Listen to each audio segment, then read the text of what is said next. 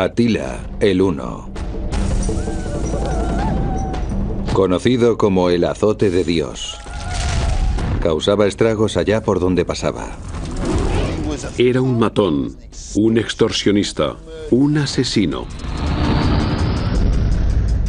Las historias sobre Atila son espantosas, pero las hemos recibido a través de personas nada objetivas, sus enemigos. Ahora es posible revelar la verdad que hay detrás de sus relatos.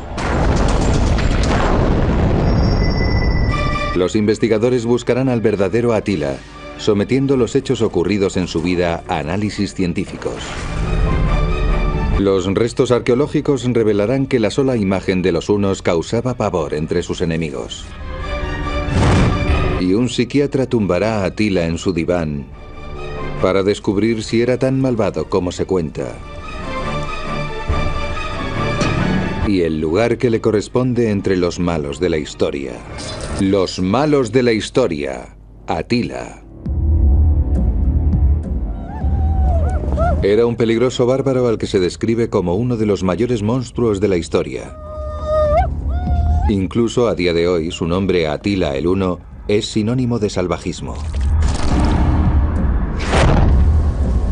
Para entender mejor su comportamiento, el psiquiatra David Malott lo analizará.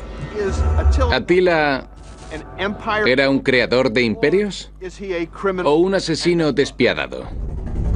Situaremos a Atila en un psicógrafo que establezca una comparación con otros tiranos de la historia, como Gengis Khan o Calígula. Tiene un currículo fuera de serie. A su lado, Aníbal Lecter parece la Madre Teresa.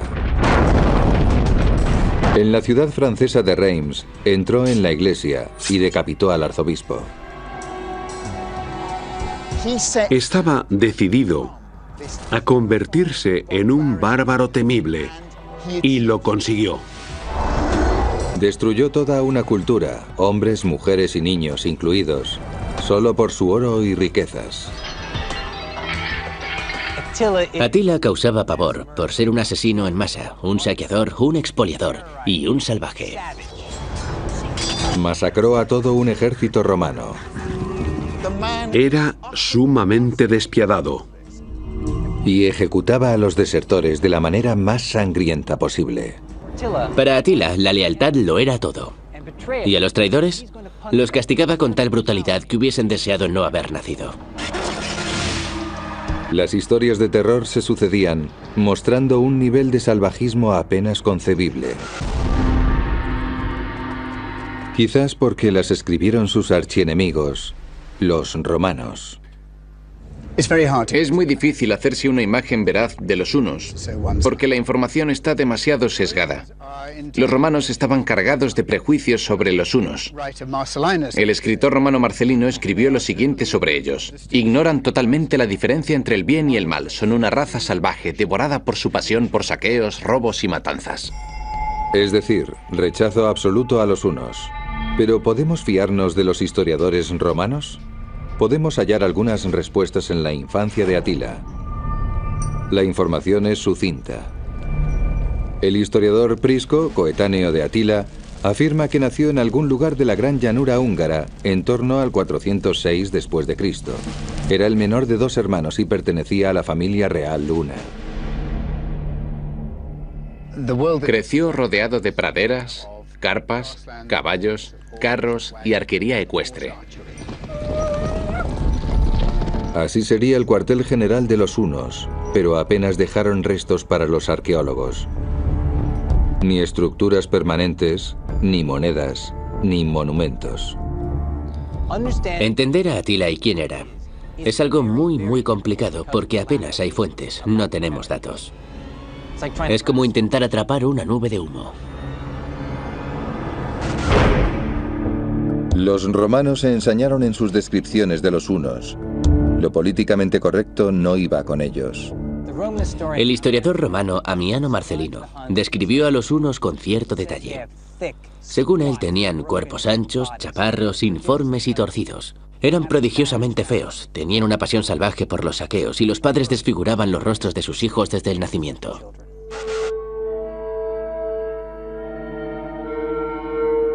¿Entonces Atila era una especie de monstruo sacado de una película de miedo?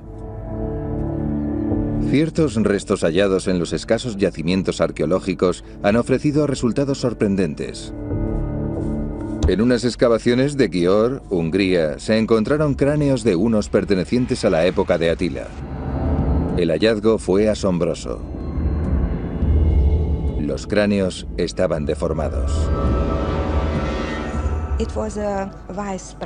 Entre los hunos,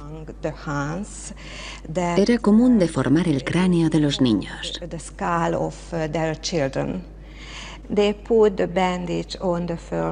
Ataban un vendaje alrededor de la frente del bebé y lo apretaban tanto que deformaban el cráneo.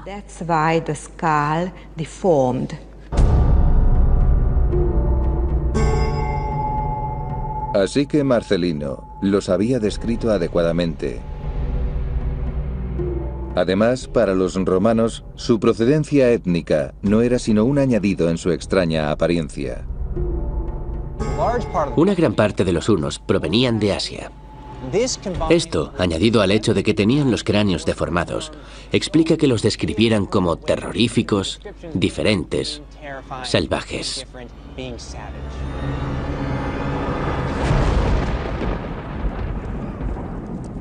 434 después de Cristo. Atila, con 28 años, fue coronado rey de los hunos junto a su hermano Bleda.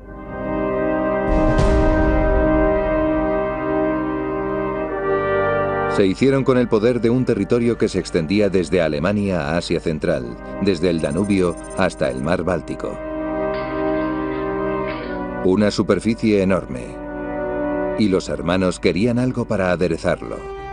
Oro, mucho oro. Y el mejor sitio donde encontrarlo estaba muy cerca, al otro lado del Danubio. A un lado estaba el Imperio Romano, la civilización con todo lo que ello conlleva. Y al otro, los bárbaros, los hunos. Estaban tan cerca que podían oler el botín.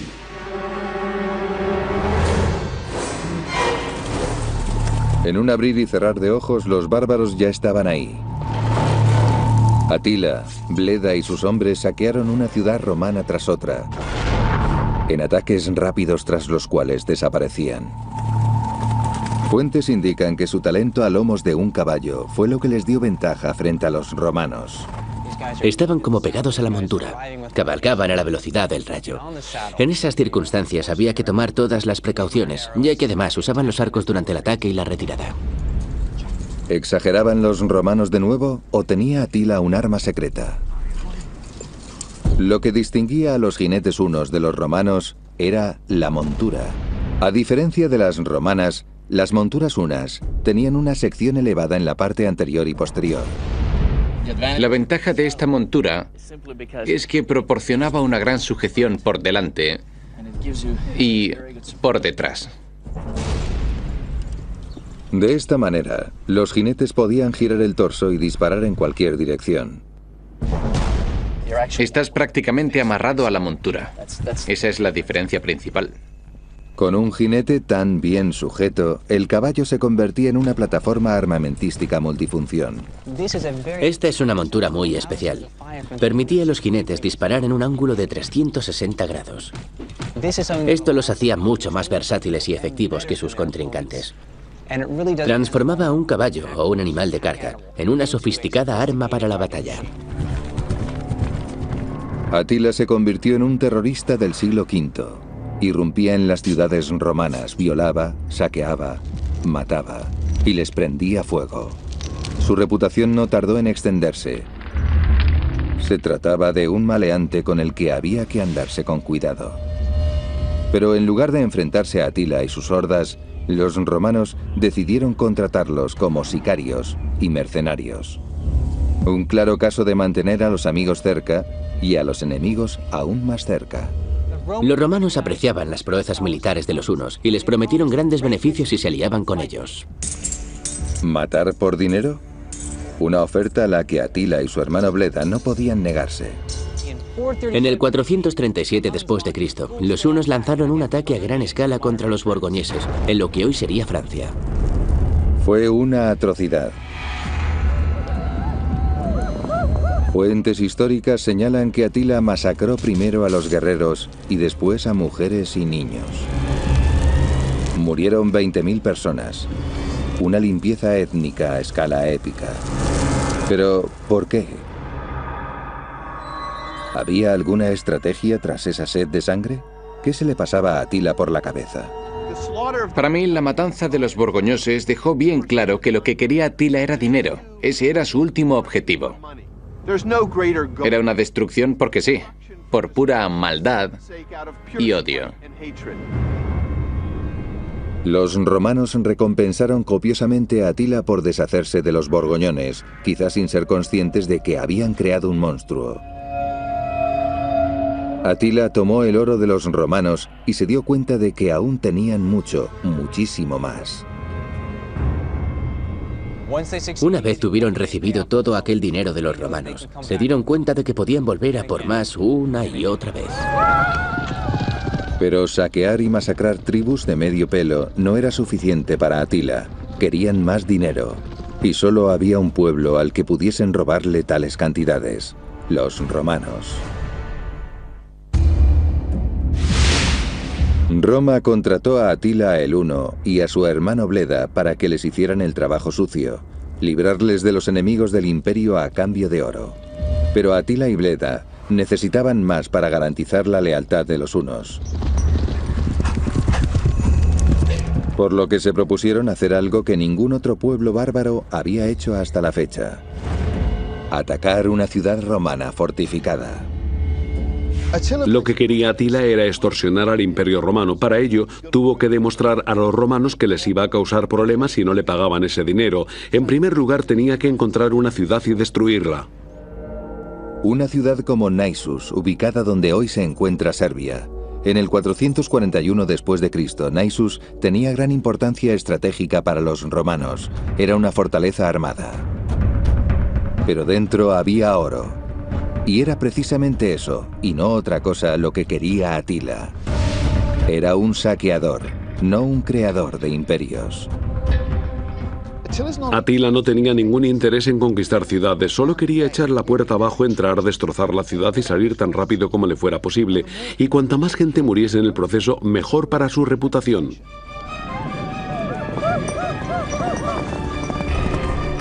Atila y su hermano enviaron allí a sus mejores tropas, pero su ataque fue repelido por los romanos. Entonces pasaron al plan B. Según Prisco, un diplomático romano de la época de Atila, no podía haber sido más sencillo: un árbol.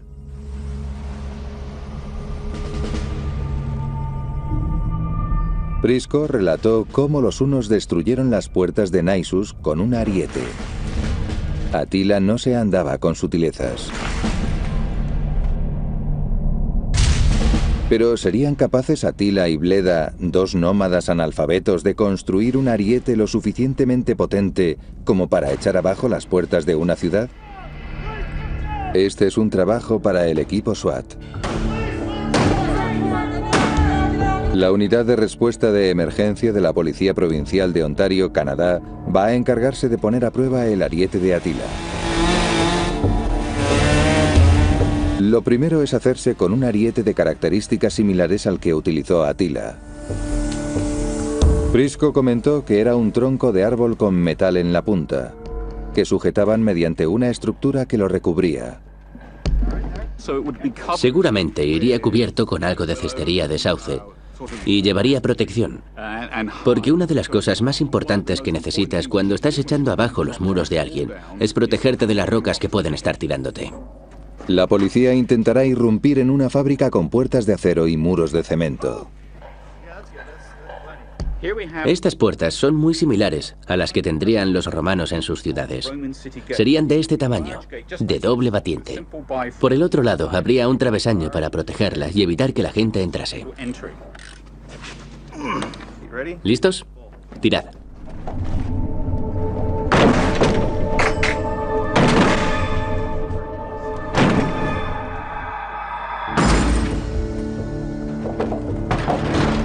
Pero cuando se ataca una ciudad, la puerta suele ser el acceso más difícil. La gente suponía que ibas a entrar por la puerta, por lo que era la parte más resistente de la fortaleza. Pero si eres capaz de tirar una muralla, una pequeña parte de ella, entonces habrás dejado el lugar completamente indefenso. El ariete derriba sin problemas estos bloques de 20 centímetros. Pero ¿qué pasaba con las murallas romanas, unas 5 veces más gruesas? Yo creo que esto lo deja bastante claro. Estoy casi seguro de que de esta manera podrías derribar la muralla de una ciudad romana que midiese cerca de 1 metro de ancho. En este caso lo ha atravesado sin problemas. Podríamos hacer lo mismo en una muralla romana. Así que era cierto. Atila y Bleda podrían haber tomado Naissus derribando sus murallas. Una vez dentro, los hunos organizaron una auténtica carnicería. Pocos sobrevivieron.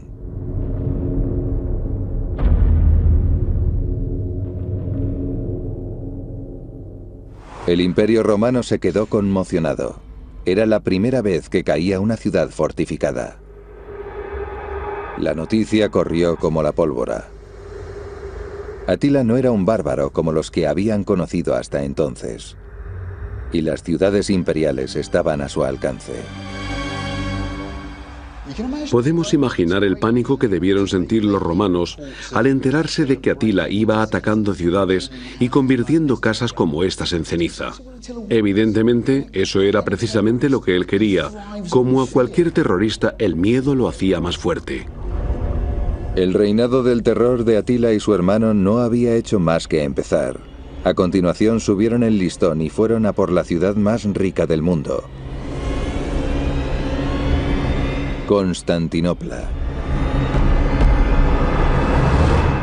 La capital del Imperio Romano de Oriente. Estamos en lo más alto de la antigua Constantinopla, la joya del este, un auténtico trofeo. Como es de suponer, la ciudad estaba prácticamente blindada. Atila debería ingeniárselas para acceder a su interior, donde estaba lo que tanto ansiaba, botín y más botín. Tomar Naissus ya había sido impresionante. Pero Constantinopla no era Naissus. La ciudad imperial con más de 500.000 de habitantes estaba fuertemente amurallada. Estos son los muros de Constantinopla. El tiempo se ha encargado de revelárnoslos. Son sumamente gruesos, 4 o 5 metros. Pero los muros no son su única defensa. Miremoslo desde el punto de vista de los atacantes. Primero los campos, en los que entonces había un foso. Después, una primera muralla defensiva. Luego una plataforma en la que se acumularían las tropas. Y por último la muralla principal. Era la ciudad con las mejores defensas del mundo antiguo. Pero Atila tenía un arma superior, mucho más poderosa que su ariete. La guerra psicológica. Su pavorosa reputación alcanzó Constantinopla mucho antes de que él lo hiciera. Atila podía tomar ciudades inexpugnables, y una vez dentro, todo el mundo moría. Los romanos se vinieron abajo. En vez de confiar en sus defensas, arrojaban oro a Atila para que se marchara. Uno de los sobornos alcanzó las 6.000 libras de oro, es decir, 3 toneladas, lo que hoy equivaldría a 75 millones de euros. Más dinero del que Atila nunca hubiera visto. Pero ni siquiera 6.000 libras de oro fueron suficientes para Atila. También buscaba vengarse. Quería ajustar cuentas con algunos desertores de su ejército que en ese momento se encontraban tras las murallas de Constantinopla. Los romanos se los entregaron y sufrieron la peor de las suertes.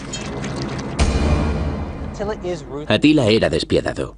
Si algún miembro de su ejército desertaba y cambiaba de bando, pedía, exigía que se lo entregaran, y lo conseguía. Entonces no lo recibía con los brazos abiertos. Los empalaba, los machacaba, los dejaba colgando para morir a lo largo de 2 días. Así era Atila el Huno. Y así castigaba la traición.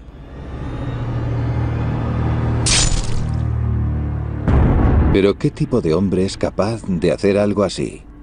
El método que utilizaba Atila para matar a sus enemigos demostraba una crueldad extremadamente brutal y sádica. Ni siquiera Constantinopla pudo hacer frente a Atila y Bleda. Eso significaba que ningún lugar era seguro. Atila gestionaba un sistema de intimidación al estilo de la mafia, a enorme escala. Atila era un táctico sobresaliente. Llegó a las murallas de Constantinopla, los amenazó, consiguió un soborno y se marchó, aunque podía volver. Era como un capo de la mafia que se presenta constantemente, que no deja de extorsionar y acaba convirtiéndose en parte de tu vida, de tu cultura, y no puedes librarte de él. Solo había una cosa que separaba a Atila del poder absoluto: su compañero de batallas y hermano de sangre, Bleda. Atila el Huno y su hermano Bleda habían creado uno de los mayores clanes de la historia, dedicado a extorsionar a los romanos a cambio de oro. El negocio familiar fue como la seda durante 12 años. Entonces el amor fraterno se transformó en rivalidad. Un día, en el año 445, Bleda salió de caza, para no volver.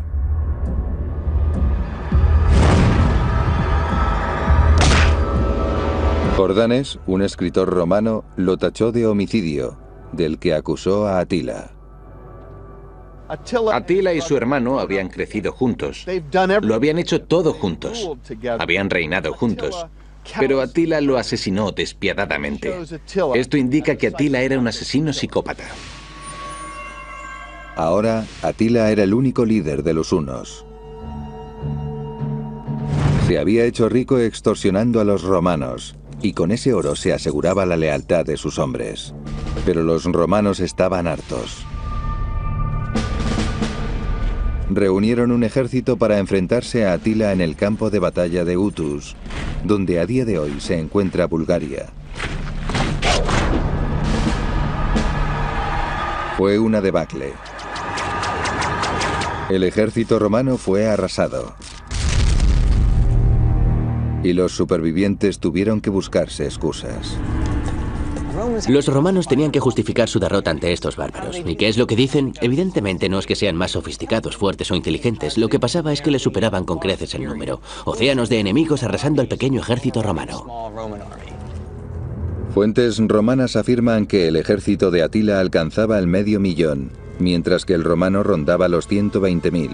La proporción era de 4-1.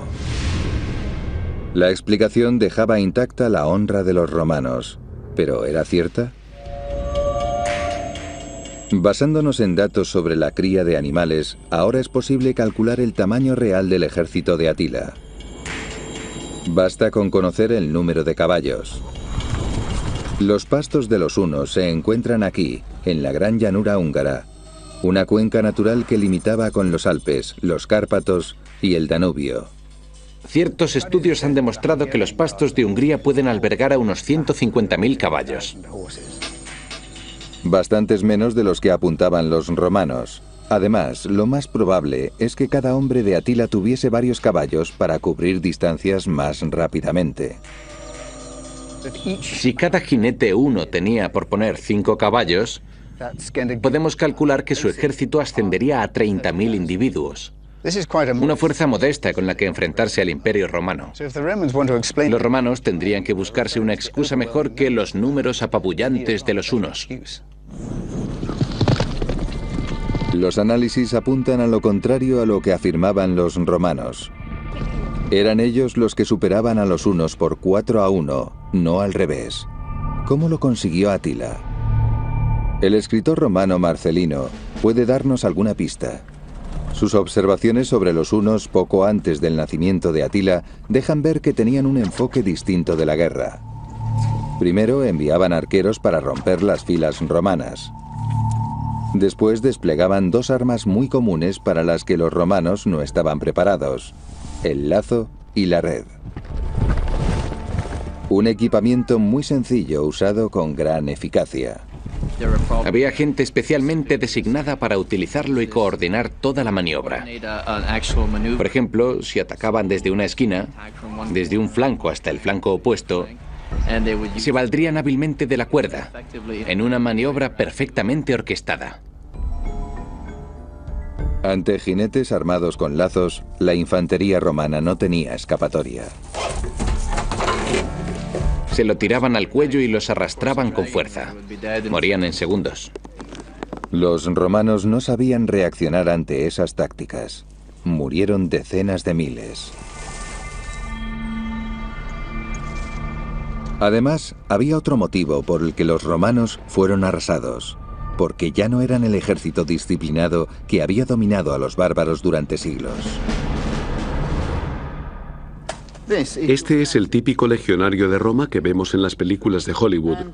Lleva una armadura conocida como lorica segmentata por las distintas capas segmentadas que incluye. Un casco, un gran escudo rectangular diseñado para luchar en orden cerrado. Juntaban todos los escudos y levantaban las jabalinas, los pilum, y se los lanzaban al enemigo. Cargaban hacia adelante protegiéndose con los escudos, sacaban las espadas cortas y apuñalaban.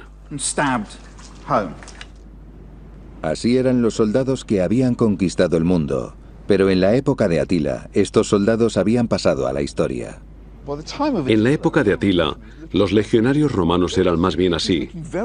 Se parece poco a ese otro de ahí. Mira, lleva pantalones como los de los bárbaros y el casco también responde a los diseños bárbaros persas.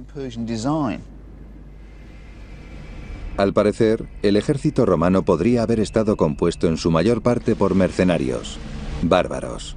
No tenían ni la formación ni el equipamiento del ejército romano que había conquistado el mundo.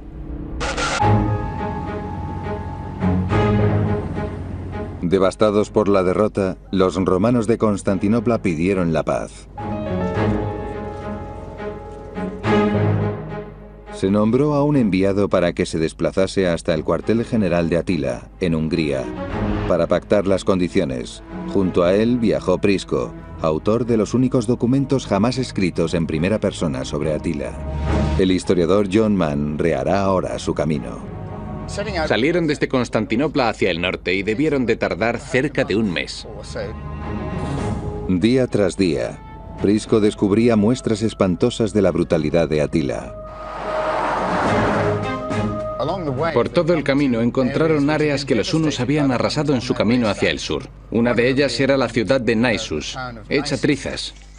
Todavía quedaban cráneos por todas partes y huesos a la orilla del río.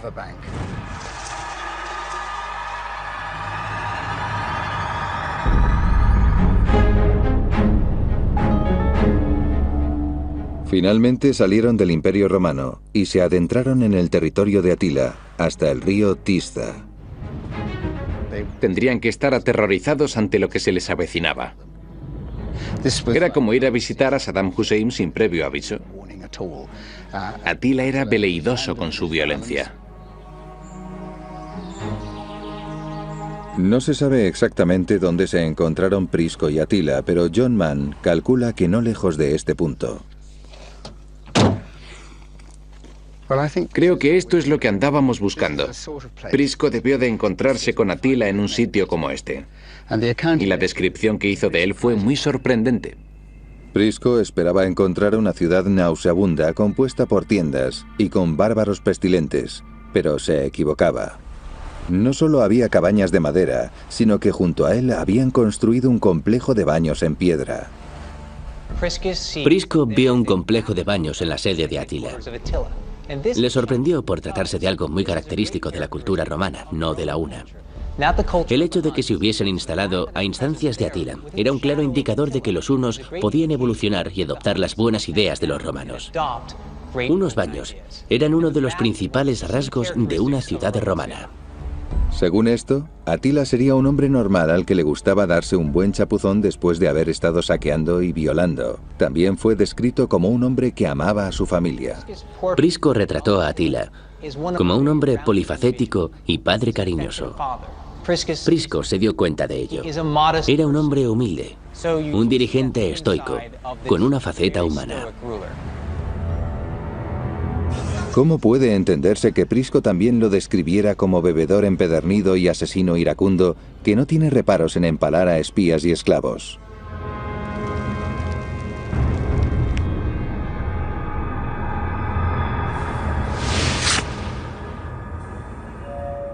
¿Cómo era Atila en realidad? De puertas para adentro, Atila sabía mantener las formas de un ciudadano romano de clase alta. Pero fuera, al empalar a la gente, se veía de qué madera estaba hecho. Era un asesino psicópata. 2 años después de la visita de Prisco, Atila saqueó todo lo que pudo en Constantinopla.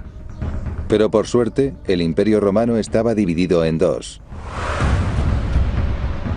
Una vez hubo terminado con la parte oriental del Imperio Romano, se centró en la occidental. A sus 45 años, Atila se subió de nuevo a un caballo, deseando exprimir de nuevo a los romanos. Hasta la fecha siempre le había funcionado, pero en esta ocasión había subestimado al imperio. Atila el Huno y sus hordas bárbaras estaban de nuevo alborotando, jugándosela ante los romanos. Al galope, cruzaron la llanura húngara y se plantaron en el corazón de Europa. A todo el mundo le sorprendió que Atila se dirigiese hacia el norte desde su país. Cruzó el Rin y protagonizó los peores ataques a ciudades de la historia. Ya estaba en el centro de Europa. Atila cubrió cientos de kilómetros con miles de hombres a lomos de sus caballos. Todos ellos tenían rostros agresivos y andaban buscando pelea. Era como si hubiesen comido carne cruda, y resulta que así había sido. El historiador romano Marcelino nos relata su menú. Carne sin cocinar, que calentaban en el lomo del caballo. Pero la carne cruda es difícil de digerir, incluso para un bárbaro. Es posible que los romanos estuviesen demonizando a sus adversarios de nuevo. El historiador Robert Mason se ha propuesto descubrirlo. Hemos preparado esta manta para la silla de montar, para que haya la menor cantidad posible de pelo de caballo.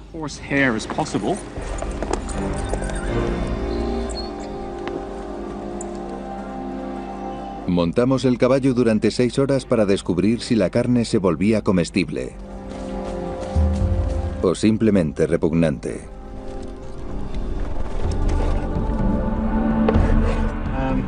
Aquí viene otra loncha. Esta para ti. Ha cambiado un poco. Parece que está algo más tierna. Ya no está cruda. Increíblemente parece que la historia es cierta. La nutricionista Lynn Weaver cree saber por qué. Supuestamente el caballo tenía sal, que sirve como conservante. Es posible que protegiera la parte exterior de la carne y la mantuviera libre de bacterias. Además iba cubierta y estaba bajo gran presión, con lo que se volvía más tierna. La carne cruda es indigesta por su robusta estructura celular.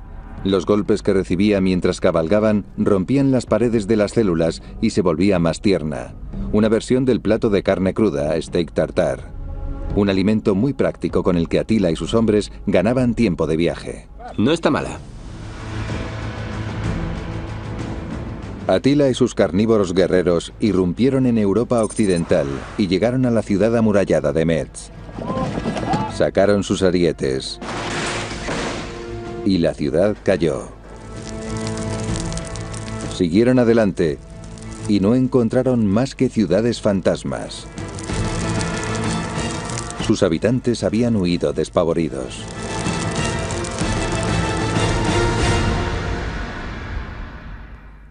Pero en Reims, el arzobispo Nicasio se mantuvo firme, entonando cánticos con los que pretendía detener al bárbaro.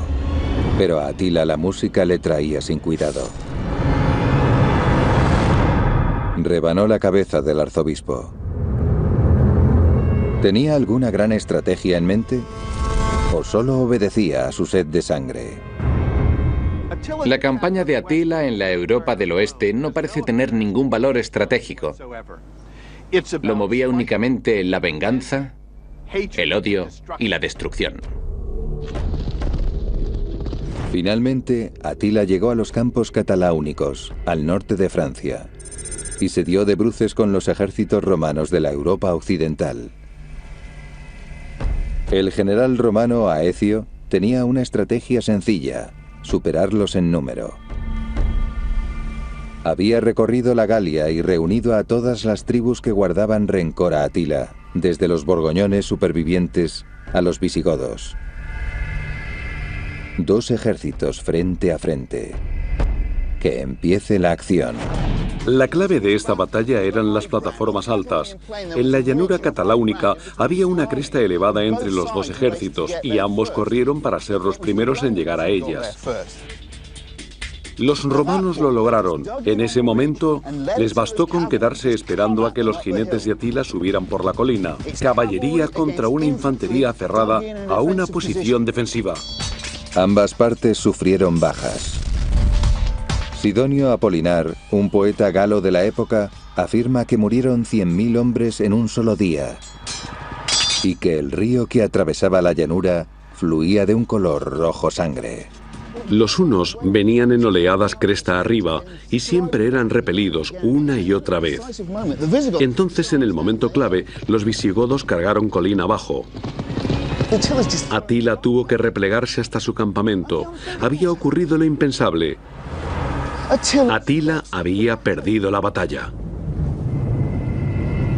Aecio resultó victorioso por obligar a Atila a luchar frente a frente, en vez de permitir que usara sus tácticas de guerrilla. Atila demostró ser un mal perdedor.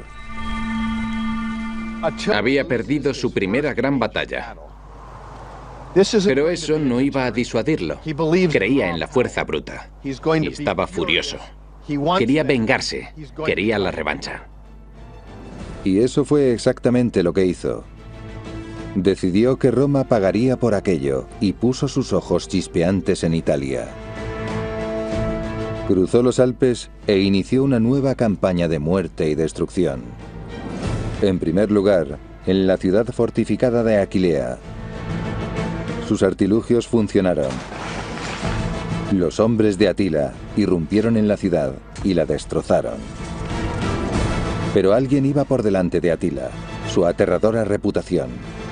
Pueblos enteros huían de su camino. Pero entonces Atila titubeó. Cuenta la historia que el Papa se interpuso en su camino y lo convenció para que diese la vuelta. Pero la realidad pudo ser menos espiritual y tener más que ver con las enfermedades que asolaban Europa. Había muchos motivos por los que volverse. El hambre quizás, o con más probabilidad una plaga. Al final no fueron los italianos los que lo derrotaron, sino las bacterias.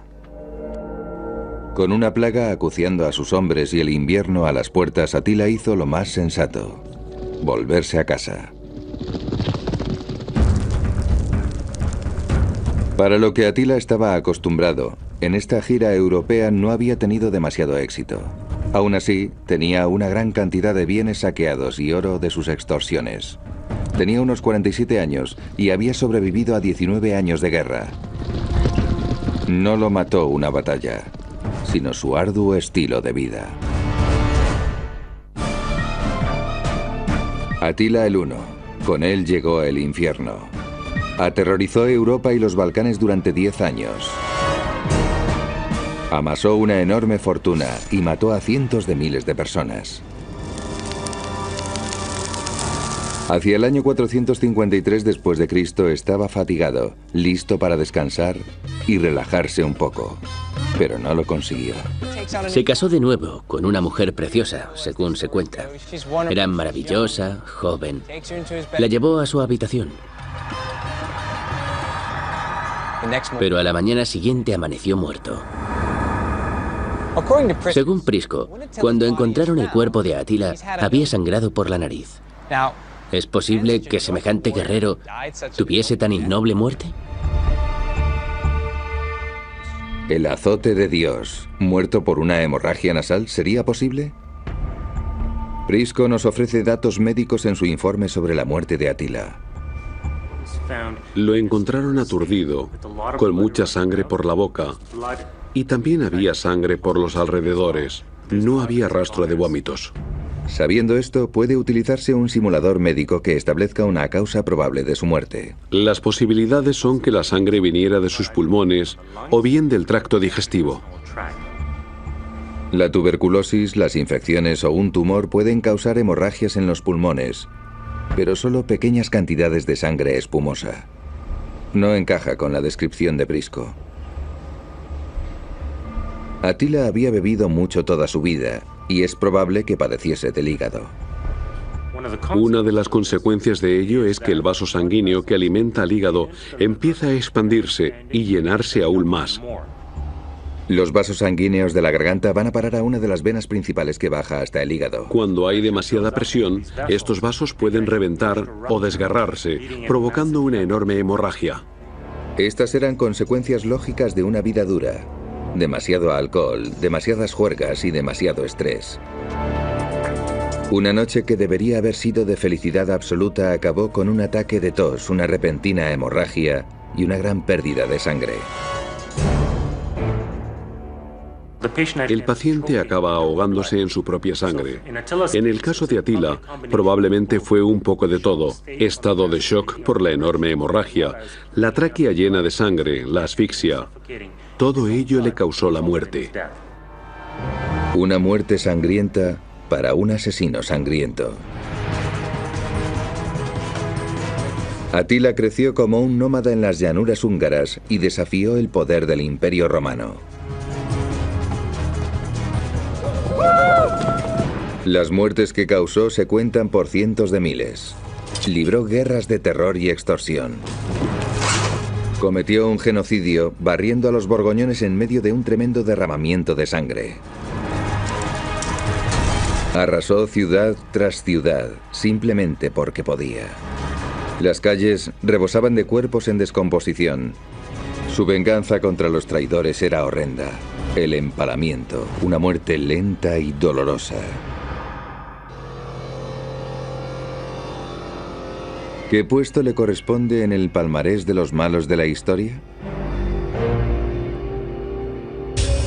Attila, ¿era un asesino psicópata que mataba por placer como Calígula? ¿O tenía un proyecto como Gengis Khan? Su violencia, sus conquistas, no parecían tener un fin claro. Arrasaba con todo sin motivo alguno. Era un asesino cruel y despiadado. Attila está en lo más alto de la lista de psicópatas. Lo único que le importaba a Attila era la destrucción.